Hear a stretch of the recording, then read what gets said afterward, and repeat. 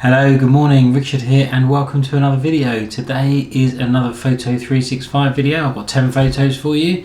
Days 31 to 40. I've made it to 40. Woohoo! They're all indoor shots. Little setup shots which, like I said in my last video, I'm really getting into. I really like doing the little intricate details and the lighting and things like that. Halfway through this 10 days, my photos went from nice and bright and fresh to something a little bit darker, a little bit moodier. I'm doing it for Instagram, so I'm trying to change my grid up a little bit, but keeping it consistent in a light and dark kind of way. I had checked that out up at the Instagram username handle, whatever it's called, up here. So anyway, here's this week's 10, or the next 10 days, 31 to 40. Enjoy. Thanks for stopping by. Don't forget to subscribe, and I'll see you in the next video.